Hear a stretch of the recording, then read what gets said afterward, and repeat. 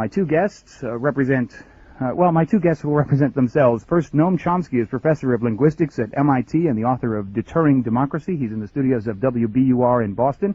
Professor Chomsky, good afternoon. Good afternoon. Christopher Hitchens is a columnist for The Nation and Washington editor for Harper's Magazine. He's here in Studio One in Washington. Christopher Hitchens, good afternoon. Good afternoon.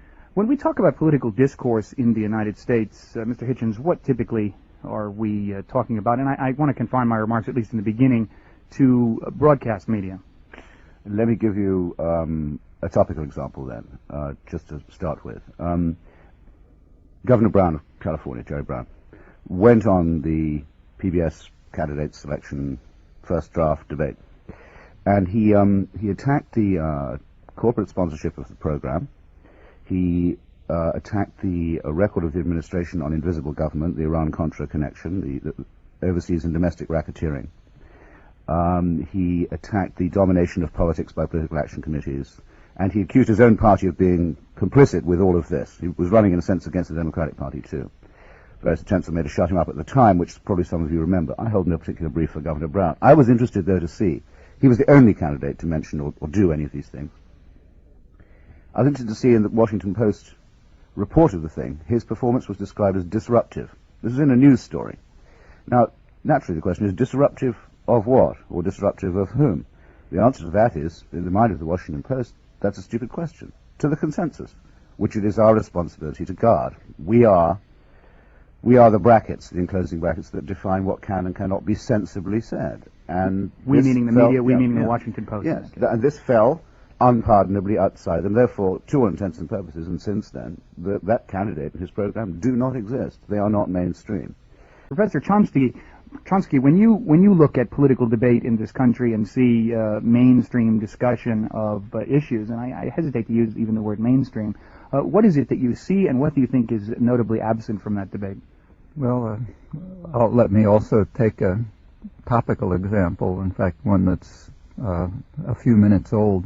I just got into the studio in time to pick up a piece of the news, 2 o'clock news, and as I put my earphones on, there was a discussion of the UN moves with regard to the alleged Libyan involvement in the Lockerbie bombing. Now, that's a good news story.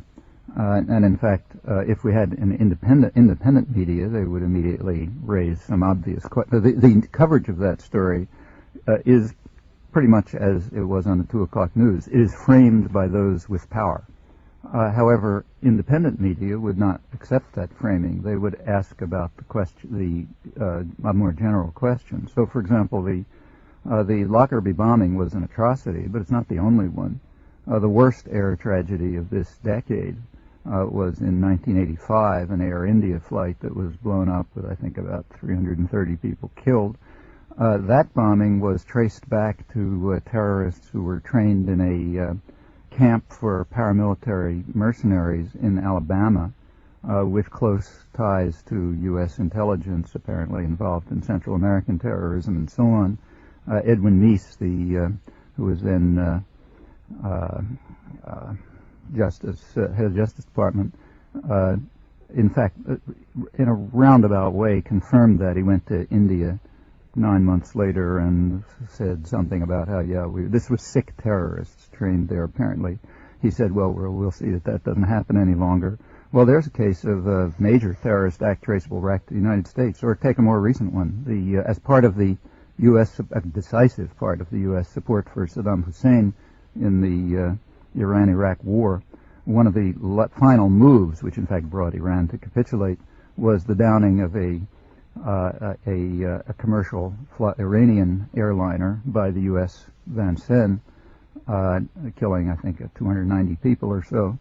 That was regarded, that's not discussed, that's regarded just as an accident. The press and the NPR and so on termed it that way. However, that's not the way it was described by others. For example, by Commander David Carlson, who was the commander of a nearby vessel, who in fact had an article in the Naval Institute Proceedings in which he describes how he watched in amazement as the Vincennes focused its high-tech missile system on what was obviously a commercial airliner in commercial airspace and shot it down and he says apparently out of an interest in testing its Aegis missile system.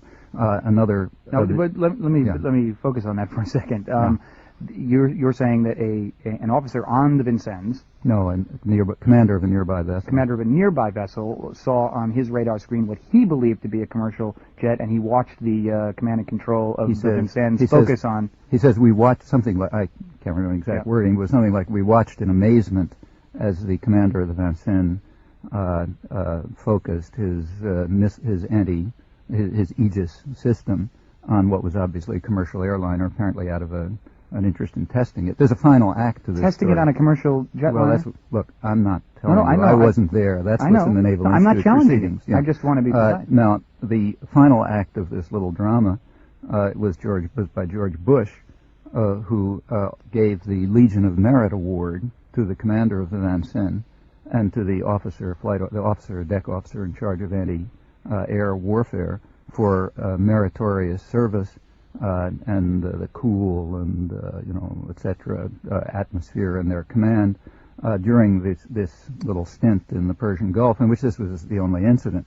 Well, now I just mentioned at random two cases that might be brought up in a discussion of air terrorism, but those are not presented by the system of power, of corporate state power, and therefore the media do not talk about them. They take as their agenda what's provided for them by those in power. Independent media, which were not constrained by the demands of power, would of course immediately look at these and numerous other similar cases. So, would you view that the media in the United States has dropped the ball, has become a set of vested corporate interests, as you say, or that in some sense Americans choose to narrow their political perspectives? And if President Bush says the Libyans are criminals, then, I really don't want to think too much about it. Well, first of all, I would change the tenses there. It's not that the media have become, it's that they always were. Mm-hmm. In fact, in my view, they're more open today than they were, say, 30 years ago. And as for what Americans believe, well, that's an interesting question, and you can study it. For example, you can ask the media often say, well, we're just responding to what the people want, and that's testable. There are many cases where popular opinion happens to be dramatically opposed to the main, the establishment opinion, let's say corporate government opinion, and then we can look at those cases and see where the media go, and they always invariably, as far as I know, on crucial cases, go against popular opinion and with the corporate media opinion. There's many, many examples. If you like, I can give you a bunch of them. Let's get a comment from Christopher Hitchens. I recall you during the Gulf War. I was over in Israel at the time in a fairly celebrated debate with Charlton Heston, who I suppose is just an expert in agreeing with President Bush, and that was why he was booked on the program at the time. But I do recall that you and he debated the war and the morality of the war in some sense, and got into a very spirited debate.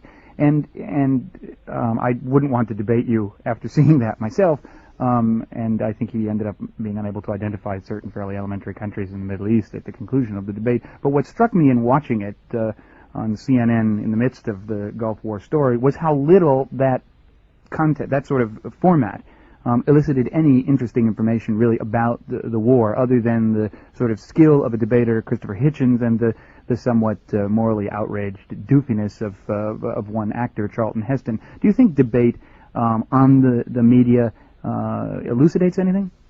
Well, I don't think that it need not or cannot, because there's no way finally that once people are on the air they can be, any more than you can constrain me, constrained in what they say. However, the questions that are asked or the topics that are to be addressed are usually pretty narrow. What struck me was that at every single ad break and pause break they would insist, at least one person would come on, sometimes two, to say, we want to stress that Mr. Hitchens is speaking entirely in his personal capacity. What you've just seen is merely the ravings of this guy's name begins with H. We are not responsible for the... Oh, yeah. Very, very important to sort of quarantine, or perhaps I'm not allowed to say this on the air, prophylactic. It was sort of wrapped around me so that, as it were, it's the clown hour on CNN. This isn't serious at all. If it was serious, you'd know, because it would be Brent Scowcroft. Mm-hmm. That would be real. If we stay with that very subject, people write to me a lot and say, why do we never have Noam Chomsky on the airways? Why we never see him? And I write back and say, well, it's because he doesn't fit what they think counts as an expert. And so on. Well, one thing, he knows too much. For another thing, he takes an opposition view. But there's another reason why I think, even if Noam was on Nightline, it might be pretty hopeless. Let me set the scene for you. Noam Chomsky, do you think it would be in our interests to trade a short-term settlement freeze on the West Bank for a $2 billion loan guarantee? And remember that we're running out of time here.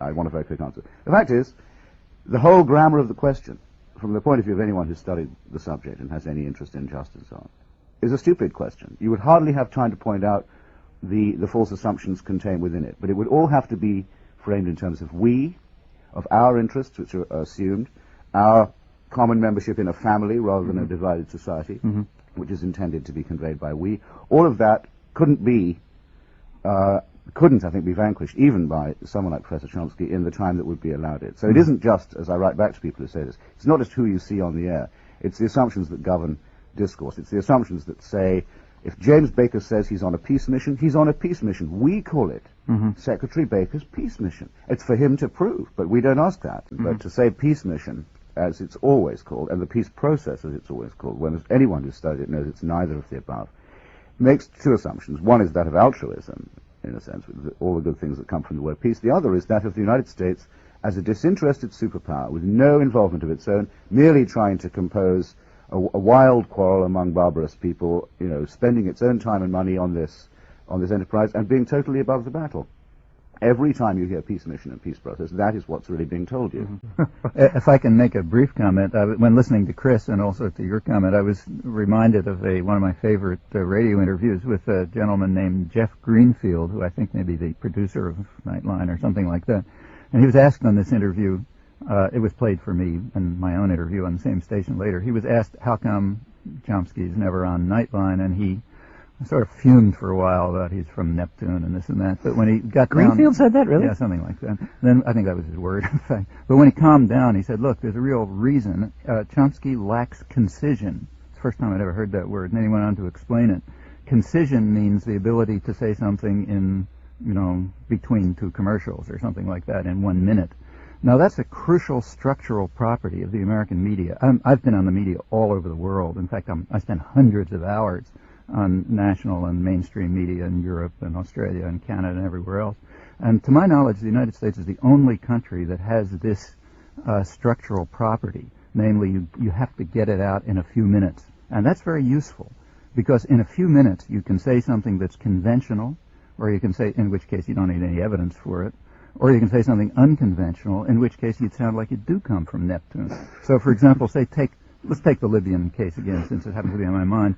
If I were to say Gaddafi's a terrorist, I can do that under the conditions of concision, because I don't need any evidence. Everyone knows it. They've heard it a million times.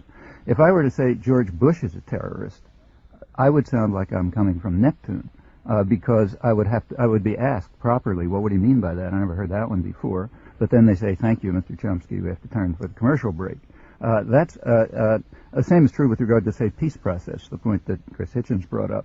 The fact of the matter is, for anyone who looks at this material, it's perfectly obvious that the United States has been opposing the peace process for 20 years. In fact, not just opposing it, but blocking it. You can tell this simply by looking at UN votes. Every year can't come to the Security Council because the United States vetoes it. In the General Assembly, where the U.S. doesn't have a veto, there are regular votes with numbers like 140 to 2 and so on, the 2 being the U.S. and Israel every year, right up to December 1990, calling for a political settlement, which the U.S. blocks. Well, suppose somebody were to ask me, Chris's question, what do you think about the American effort in the peace process? I would, in order to answer, the first thing I would have to say is, wait a minute, there is no U.S. peace process. The United States is opposed to the peace process. At that point, somebody would want some evidence, and at that point, the break would come. That's a striking property of the U.S. media. Now, the fact of the matter is, in every other country that I know of, in the third world or in Europe or Australia or wherever, you not only have a chance to make your 30-second statement, but you have time to back it up, to give evidence, to have interchange, to have dialogue, and so on and so forth. That virtually doesn't exist in the United States. There is, in fact, a very good book by a professor of journalism, William Dorman, and I think Mansour Farhang, which studies the U.S. media on Iran very closely. I have a kind of a review of it and some other material in a book of mine called Necessary Illusions. And the main story, without going into the details, is that from 1953 until 1979, the media overwhelmingly took the position of the U.S. government that the U.S. was supporting democracy, human rights, modernization, and so on. The Shah was not called a dictator. This is the regime that had compiled one of the worst records of torture in the world, virtually all suppressed. There's just almost total submissiveness for, that's quite a long period, 53 to 79, to the official story. So it's not just the government that had some responsibility for inflicting this monstrous regime on the Iranian people and keeping it there, but it's also the responsibility of the U.S. media, which went along with very few breaks. You can look that up for details. Well, having experience on the Iran question, having some experience in editorial meetings on this question, one can see a residual reluctance to simply say the CIA installed the Shah. The CIA was responsible for repudiating an elected government. The same is true with Allende. The same is true with Somoza. The same is true all over the world, and the media. It's not clear to me, being sort of on the inside sometimes, why this happens, because it's such a fact. It's not clear to me why people don't say that Kissinger and Nixon started a secret war of slaughter in Laos and Cambodia. Yeah. Well, and are war criminals as a result. It's not clear why that's an obvious fact. Well, let me tell you something about that Laos case, because I worked on it very hard. The Laos case, one I know very well. In 1968, the first credible information from respected Western correspondents, in particular the Jacques de Cornouaille, the head of the Southeast Asia Bureau for Le Monde in Paris, very respected, well-known correspondent. He was an eyewitness to intensive U.S. bombing in Laos, which was at that time, in fact, probably the heaviest bombing in history. Refugee stories were coming out. I, in fact, was there and collected a lot of refugee stories. I tried very hard for a couple of years to try to get, I even appeared at editorial meetings with Time Life and the New York Times, spoke constantly to editors, wrote to them, tried to get somebody to cover the story. No, couldn't do it. Well, the U.S. bombing of Cambodia was the same. Yeah. For example, the New York Times had correspondents there, like Sidney Shanberg. Mm-hmm. They virtually never interviewed refugees. That's one of the reasons we know so little about the U.S. bombing of inner Cambodia, which probably killed maybe hundreds of thousands of people. Yeah, but it is a story when they're killing each other. That's a story. But doesn't that make it fascinating that the present administration and many of its partisans and supporters are firmly convinced that the press is a determined anti-imperialist critic and that it's always been trying to lose America the war. And they've succeeded in corralling quite a bit of public opinion to the view, for example, that Vietnam was lost by the media. That's a very widely held opinion in official Washington, as I can testify. And there's a, perhaps I should call it, trickle-down effect of that opinion on public opinion too, even though if you look at the record you find that with Vietnam also, the press shared the general assumption of the administration. For most of it, and indeed it was very late that the press turned around in any really. So it is. There's a sort of fork here on which critical journalists can very easily get impaled. And what I think happens, and has certainly happened in cases like our hometown paper, the Washington Post, is that they're very, very determined to deflect that criticism. Mm-hmm. They're extremely keen. Ben Bradley, in his farewell interview as editor of the Washington Post, said, "We had become so convinced that the Nixonites were right in thinking we were liberals, that we gave Reagan much more of the benefit of the doubt than we ever gave to Carter. And people who want to know why the Reagan regime got such a free ride from the press need only really look up that interview." Fully internalizing, in other words, the assumptions of the consensus. I think a thing to do is to just count up in your daily paper every day, wherever you live, how many of the stories begin either with a statement by the government, simply says, this is what the government said yesterday, one department or one spokesman or other. It merely tells you what yesterday's interpretation of events by the state happened to be. Or is based on a rewritten opinion poll that says we think this, or the consensus is shifting or perhaps firming up on that. If you look at the number of stories in your paper that begin in one or other of those two ways, which I think are deeply connected, because it's very easy to decide what the question in an opinion poll is going to be, because they look at what the press is saying and what the TV is saying, and they in turn look at what the opinion polls are demanding, you get a multiply reinforced sense of the grand we, of which anyone out there who doesn't feel a part should take the steps I suggest. Professor Chomsky? The mainstream media are major corporations, parts of even larger conglomerates. That's who owns the mainstream media, and it is absolutely true that they also dominate and control the government. We talk about the media, we talk about the government, but we don't talk very much about the corporate centers of power. And that's where real power lies in the country. As long as we don't talk about that, we're always around the periphery.